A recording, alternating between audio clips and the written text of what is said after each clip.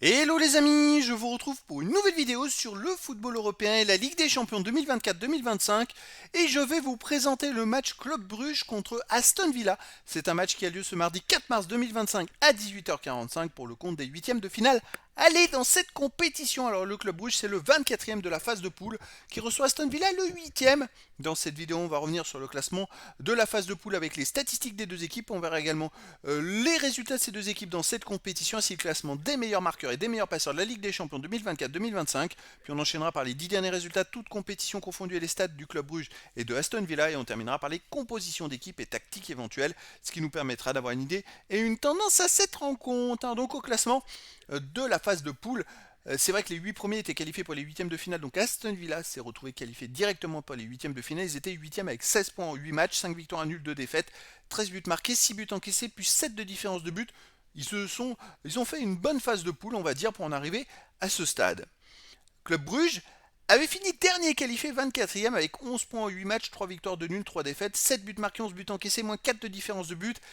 Ils jouaient donc des matchs de 16e de finale et ils ont réussi à se qualifier pour les huitièmes de finale. Alors, les résultats du Club Bruges, ils avaient commencé par 2 défaites dans les 3 premiers matchs, contre Dortmund 3-0, puis à Milan 3-1, puis ils ont enchaîné quand même pas mal de victoires et de matchs nuls, jusqu'à la défaite à la dernière journée à City, et ça leur a permis d'arriver en 16e de finale. En 16e de finale, ils affrontaient l'Atalanta de Bergame, ils ont gagné 2-1 le match aller sur un penalty à la dernière minute, à la 94e, penalty un peu bizarre, et puis ils sont allés brillamment gagner à l'extérieur à l'Atalanta de Bergame 3-1 pour se qualifier et mériter cette qualification pour les huitièmes de finale.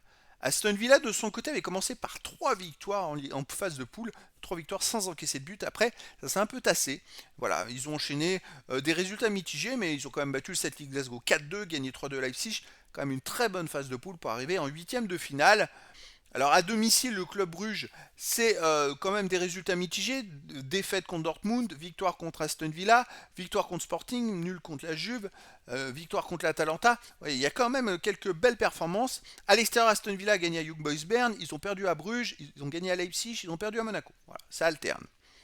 Au niveau des meilleurs marqueurs, il n'y a pas de joueur des deux équipes dans les 18 meilleurs marqueurs de la Ligue des Champions pour l'instant. Et pour les meilleurs passeurs, il y a Watkins d'Aston Villa qui est avec 4 passes décisives qui apparaît en deuxième position ex aequo. Les 10 derniers résultats, toutes compétitions confondues, Club Bruges 3 victoires, 4 nuls, 3 défaites, 14 buts marqués, 14 encaissés, 0 de différence de but. Alors, 3 défaites, mais voilà, ils ont perdu par contre qu'une seule fois sur les 7 derniers matchs, mais ils gagnent pas beaucoup. Un peu compliqué en championnat, les résultats ne sont pas au top en ce moment. À domicile, ils restent sur une défaite contre le Standard de Liège 2-1. Sinon, ils ont gagné 2-1 contre l'Atalanta de Bergame, ils ont gagné 1-0 contre Louvain, et avant, ils avaient fait un partout contre Courtrai. Après, j'ai l'impression qu'ils arrivent à se sublimer en Ligue des Champions. Aston Villa de son côté sur les 10 derniers matchs, 4 victoires, 3 nuls, 3 défaites, 15 buts marqués, 15 buts encaissés, 0 de différence de but. Aston Villa alterne hein, les nuls, des victoires. Voilà, il n'y a pas de régularité dans les résultats.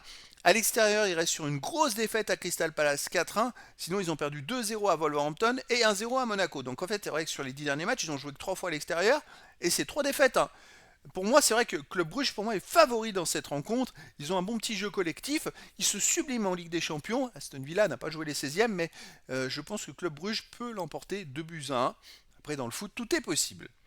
Au niveau des compositions d'équipe et tactiques pour le Club Bruges, on aurait du 4-2-3, un gardien Mignolet, défense 16, Ordonez, Michel, De Kuiper, milieu de terrain Onyedika ou Nielsen, Jachari en milieu de terrain défensif, milieu offensif et ailier, Talbi, Vanaken, Solis, attaquant Jutgla. Et pour Aston Villa, aussi du 4-2-3, un gardien Martinez, défense Garcia ou Cash, Disasi ou Kunza, Mings et Digne, milieu de terrain défensif McGinn et Tillmans, milieu offensif et ailier Rogers, Asensio ou Malen, et Rashford, attaquant Watkins.